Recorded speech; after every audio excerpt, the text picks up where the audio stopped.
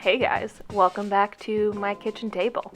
Today in episode 3, we're going to be making some homemade gluten-free graham crackers because I don't know about you, but I'm sick of paying $5 or $6 for a box of graham crackers that gets me through one recipe. So, here we go. Okay, so to start, we're going to use a gluten-free flour. One with xanthan gum in it is preferred. Let's go ahead and grab that. We're going to put in 1 cup, and again, I've talked about this before, you can spoon it in, you can scoop it out. I don't ever notice an actual difference, but there are some different theories on the appropriate way to scoop gluten-free flour. It's too much for me to think about.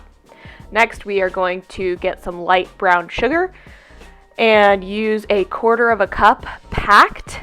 Now this brown sugar doesn't pack super well. Again, I don't think it's that important. Just pack it as best you can and move on with your day. Next, we are going to get some just regular old white sugar. We're going to put 1/4 cup of that in.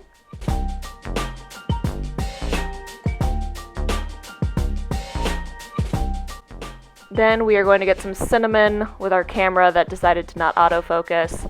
You're going to use a whole tablespoon of cinnamon. Or is that a teaspoon? I don't know. The recipe's on my blog. Just go there to get the exact measurements. Next, we're going to use some baking powder. Now, a lot of gluten-free recipes specify gluten-free baking powder. I've never bought specific gluten-free baking powder. This has always worked fine, and I never have a reaction. So, just get some baking powder. Here's all of our dry ingredients. We're going to go ahead and give these a mixy. Make sure they're all evenly incorporated, especially the spices. Next, for our wet ingredients, we are going to crack an egg. Always do it in a separate bowl, please, for the love of God. If you get a bad egg and you just do it right into your mixture, you're going to be sad. Then we're going to get some butter. Now this is cold butter. Ideally you would use softened butter. I am an idiot, so I'm just going to cut this into cubes and move on with my day. It will soften faster in the mixture, and then it'll actually keep softening as we continue throughout the recipe. Next, you're going to use some vanilla extract, just about a teaspoon of this. Oh, show the camera what you're using, Brooke. Okay, cool. So use about a teaspoon of vanilla extract. I don't usually ever measure this when I'm not cooking for the camera, so just pour some in. See how it goes. Next is the honey. So I do like to use raw honey. This is one of the few food things I'm a little bit of a snob about. I like to use local and raw honey. So we're going to do 2 tablespoons of this. I will speed it up to save you from watching honey slowly drip into the bowl. And then we're going to use a tablespoon of molasses. Again, I just got molasses. I'm not too worried about what kind, if it's organic, if it's blackstrap. I just don't have the time to care about these things. And then, as Grandma says, scrape all of it out. Get every last little bit of it.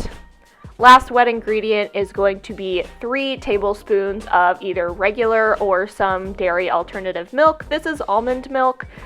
This really doesn't matter if it's dairy-free or not. You could use water, to be honest. This is just a liquid to bring it all together.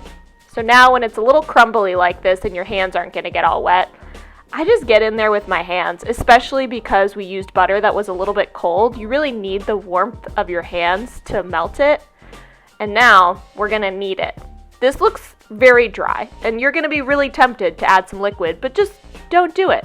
Rely on the warmth of your hands and just knead it until it all comes together as a dough. If you've been kneading it for quite a few minutes and it still looks really dry, just wet your hands and that'll be enough water. Your dough should look something like this. It should come together in a nice cohesive ball that isn't overly sticky. So now we're going to take our bench scraper. I love this thing. We're going to cut into 4 pieces, hopefully even pieces. And we are going to give them all their own separate parchment paper.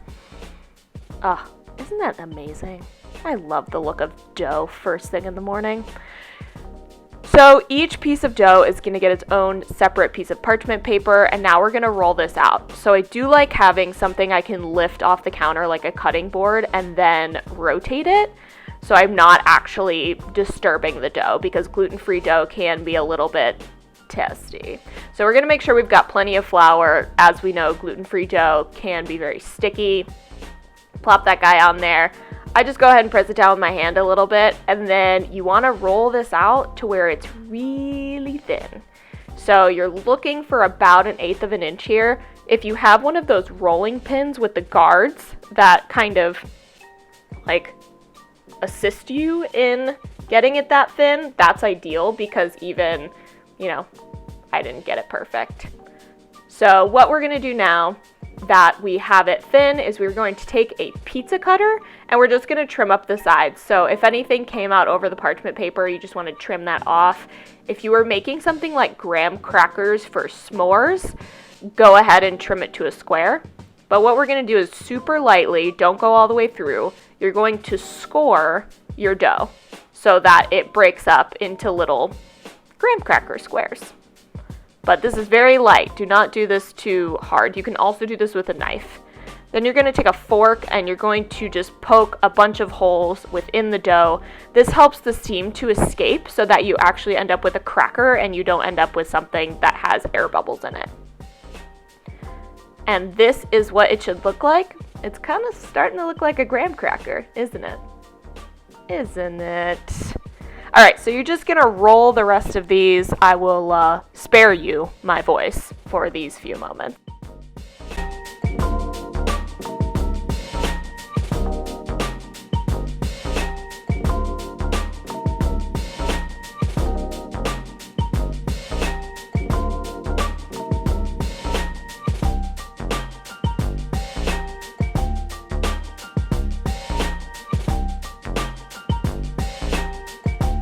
All right, y'all, you're gonna have all these little scraps. I'm just gonna prove to you that you can form these back into a dough with the warmth of your hands and actually create a whole other sheet of graham crackers.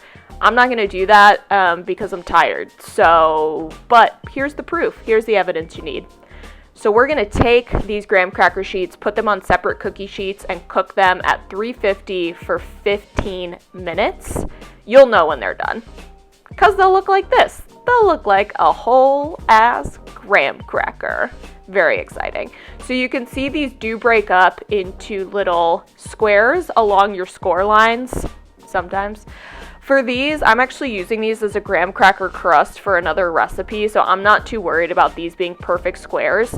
And you do want to make sure you let these cool. So ideally, you would have plenty of cooling rack space so that you could actually put them on the cooling rack without the parchment paper. Again, I'm not too worried about these being actual graham crackers because I'm using them for a graham cracker crust anyways.